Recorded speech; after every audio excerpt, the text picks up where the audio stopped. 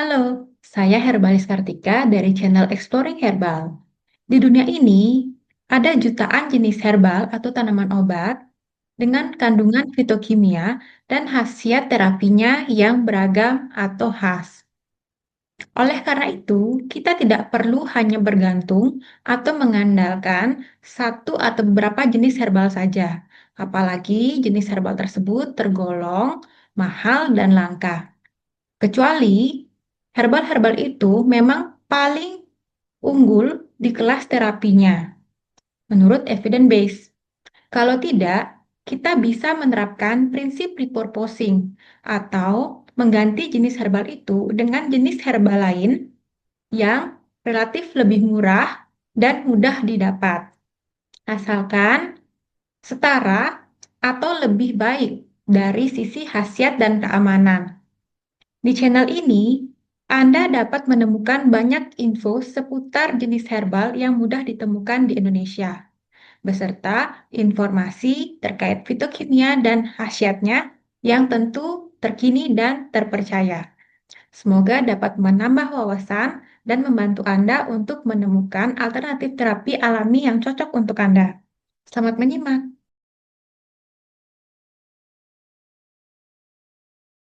Kita semua tahu kan, jambu biji, buah yang biasa banget kita lihat.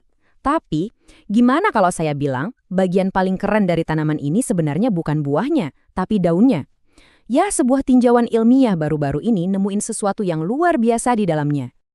Kedengarannya mungkin kayak film fiksi ilmiah ya, tapi pertanyaan ini adalah inti dari pembahasan kita hari ini. Kita bakal memulai sebuah petualangan kecil, mengungkap potensi yang selama ini tersembunyi di tempat yang sama sekali nggak kita duga. Jauh sebelum ada lab-lab canggih loh, berbagai budaya di seluruh dunia itu udah ngeh kalau daun ini punya sesuatu. Mereka pakai ini buat diare, buat peradangan, dan macam-macam penyakit lain. Jadi ini bukan hal baru, ini tuh kearifan kuno yang sekarang akhirnya ketemu sama sains modern.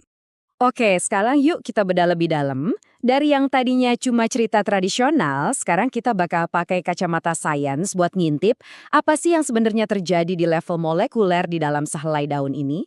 Jadi, apa sih yang bikin daun ini spesial banget? Jawabannya ada di kata ini, senyawa bioaktif.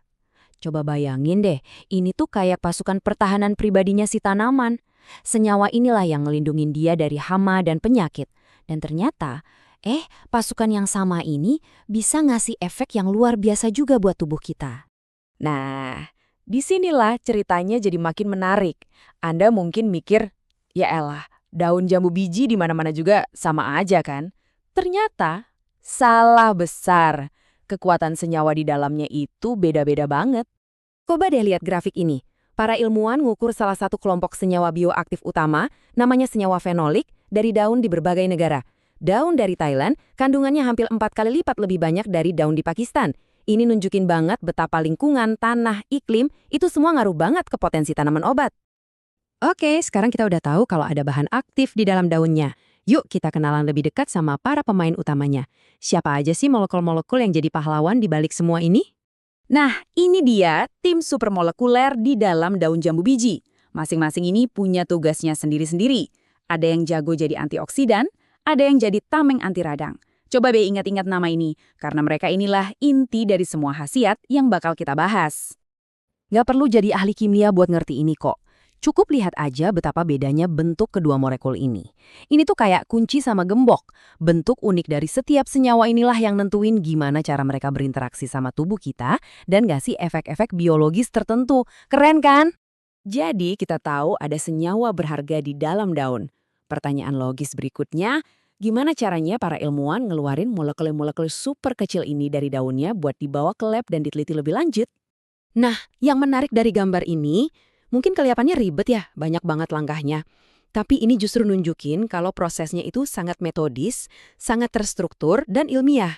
Ini bukan sekedar asal rebus daun, tapi ini rekayasa yang presisi. Yuk kita sederhanain proses rumit tadi jadi 3 langkah utama yang gampang diingat. Pertama, persiapan. Daunnya dicuci bersih, dikeringkan, terus dibikin jadi bubuk. Kedua, ekstraksi. Disinilah harta karunnya ditarik keluar. Dan yang ketiga, ini penting banget, perlindungan. Senyawa itu dibungkus, istilahnya dienkapsulasi biar tetap stabil dan ampuh pas nanti mau dipakai. Oke, kita udah berhasil dapetin senyawa-senyawa ini di dalam tabung reaksi. Terus, emang mereka bisa apa aja? Apa aja sih kekuatan super mereka yang udah berhasil dibuktiin sama penelitian?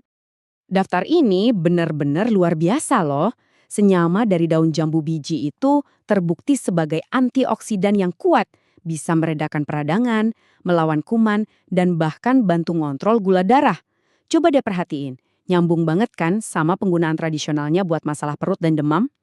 Sains sekarang benar-benar membuktikan kearifan nenek moyang kita. Sekarang, coba kita tarik lagi ke gambaran yang lebih besar. Riset di lab ini kan keren banget, tapi apa artinya buat kita sehari-hari?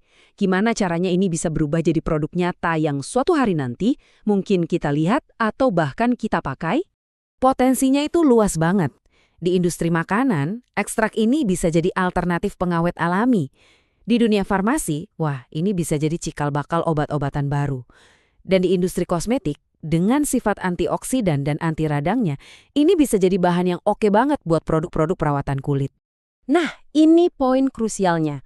Meskipun hasilnya sangat menjanjikan, sains itu harus hati-hati. Kutipan langsung dari penelitian ini ngingetin kita semua bahwa perjalanan dari temuan di lab sampai bisa jadi klaim kesehatan yang terbukti di sebuah produk itu masih panjang dan butuh banyak banget bukti kuat.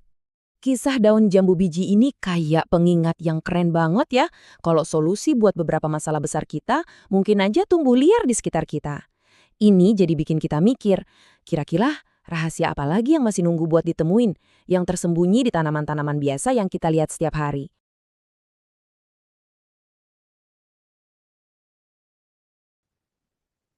Terima kasih sudah menonton video ini sampai akhir. Kalau channel ini bermanfaat untuk Anda, jangan lupa klik like dan subscribe, serta aktifkan lonceng notifikasi.